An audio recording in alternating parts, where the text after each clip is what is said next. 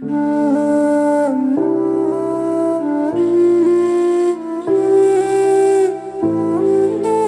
పరిశుద్ధ నామమునికి మహిమ కలుగాక. ప్రతి ఉదయము సమాధానకరమైన ఆశీర్వాదపు వీక్షిస్తున్న నా తోటి దైవజనులకు, పరిశుద్ధులకు, విశ్వాసులకు నా హృదయపూర్వక ఆశలో ఎలా ఉన్నారండి? బాగున్నారా? మీరు బాగుండాలనే నిత్యము మా సంఘంలో ఉన్న పరిశుద్ధులు మేము నిత్యము మీకోసము ప్రార్థన చేస్తున్నాను. చాలా సంతోషం. ప్రతి ఉదయం వాక్యం ద్వారా బలపరచబడి మీ ఫోన్స్ ద్వారా మాకు కాల్ చేసి మీరు పంచుకుంటున్న సాక్ష్యాలకి మీకు హృదయపూర్వక వందనలు చెల్లిస్తున్నాను.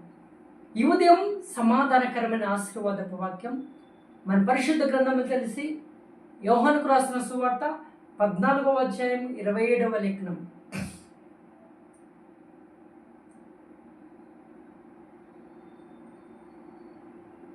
శాంతి మీకు అనుగ్రహించి వెళ్ళుచున్నాను, నా శాంతినే మీరు కనుగరించుచున్నాను. లోకం ఇచ్చినట్టుగా నేను మీకు అనుగ్రహించట్లేదు.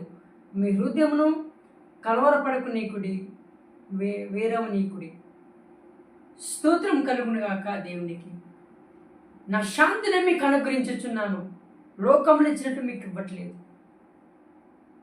అందుకే ప్రతి ఉదయము సమాధానకరమైన ఆశీర్వాదపు వాక్యం అని పెట్టాను. షలోం, నా శాంతిని మీకు అనుగ్రహించుచున్నాను.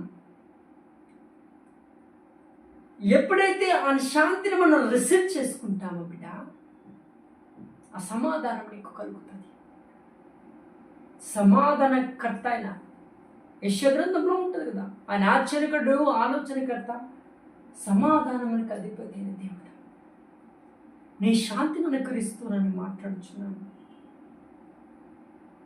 లోకం ఇచ్చినట్లు నేను మీకు అనుగ్రహించట్లేదు. లోకం ఇచ్చే శాంతి వేరు, దేవుడిచ్చే శాంతి వేరు.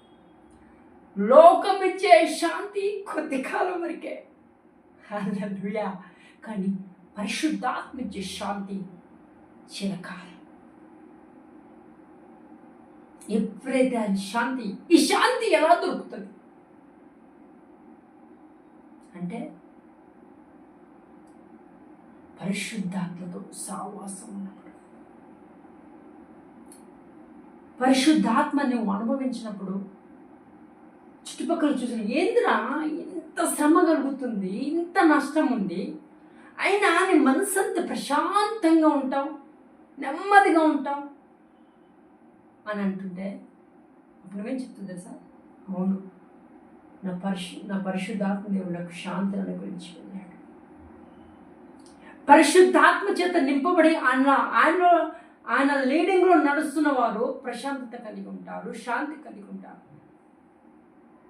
ఎందుకంటే యెహోవా ఈరే అంటున్నాడు. యెహోవా ఈరే అంటే యెహోవా చూసుకుంటాడు. కాబట్టి నువ్వు మనశ్శాంతిగా ఉంటాడు. పలానా సమస్య నీ దగ్గరికి వచ్చిందా, పలానా ఇబ్బంది నీ దగ్గరికి వచ్చినప్పుడు ఆయన చక్కగా హ్యాపీగా దేవా స్తోత్రం అంటే బై బికాస్ అంటే ఈయన పరిశుద్ధాత్మ చేత నింపబడ్డాడు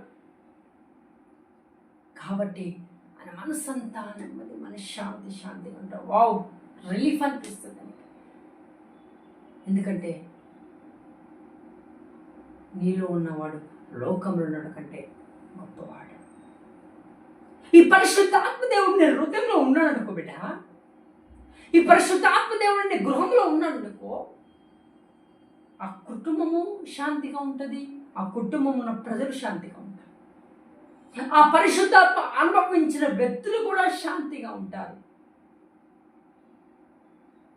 ఏ ఇబ్బందులు వచ్చినా వాళ్ళు హ్యాపీగా ఉంటారు. ఎందుకంటే యెహోవా ఈరే, నీ భారము యెహోవా మోస్తుంది కాబట్టి నెమ్మదిగా ఉంటారు. అదే మనకి ఇచ్చాడు ప్రభు. కానీ కొన్ని కుటుంబంలో అది లేకుండా పోతుందంటే పరిశుద్ధాత్మని స్వీకరించలేకపోతుంది.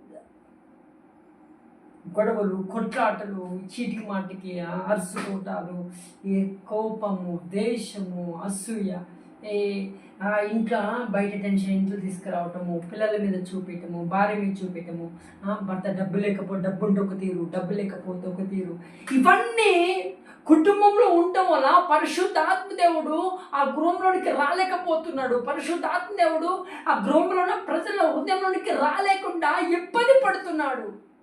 అందుకే ఆ కుటుంబాలు చెల్లాచెదరైపోతున్నాయి. ఆ కుటుంబాలలో శాంతి లేక కొరవైపోతుంది. ఆ కుటుంబంలో నెమ్మది కొరవైపోతుంది.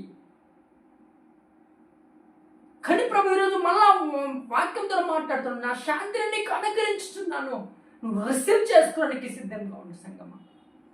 ఒకవేళ అలాంటి స్థితిలో నువ్వు ఉన్నావా, పరిశుద్ధాత్మ అనుభవం లేకుండా, ఈ ఉదయం అడుగు, ప్రభా ఈ ఉదయం నుంచి ఒక ప్రత్యేకమైన అనాయింటింగ్ చేతను నింపించి సమాధానం శాంతిని అనుగ్రహించు తండ్రి నువ్వు బ్రతిమలాడితే ఆయన ఇవ్వటకు సిద్ధంగా ఉన్నాడు. రండి, ఈ వాక్యం ద్వారా ప్రభునితో మాట్లాడి ఆయన శాంతిని సమాధానం పొందుకున్నట్లు మనందరం ప్రార్థన చేస్తున్నాం. జీవాధిపతి అయిన పరిశుద్ధాత్మ తండ్రి, నీ పరిశుద్ధ పాదములకి వందనములు స్తోత్రం. ఈ వాక్యం ద్వారా పిల్లలు ఎంతమంది తిని సన్నిధానం అనుభవించకుండా, శాంతి లేకుండా, మన ప్రశాంతత లేకుండా ఉన్న కుటుంబాలు ఎంతమంది అయితే, ప్రజలు ఎంతమంది అయితే ఉన్నారో, చల్లా చెదిరిపోయిన కుటుంబాలు, చల్లా చెదిరిపోయిన హృదయముల చేత ఎంతమంది అయితే ప్రజలు ఉన్నారో, శాంతి షలోం సమాధానకు అధిపతిని యెహోవా నీ శాంతి చేత నింపి మహిమ పొందమని త్వరలో రానైన క్రీస్తు వారి నామం పేట బ్రతిమలాడి వేడుకున్నాం తండ్రి. Amen. May God bless you.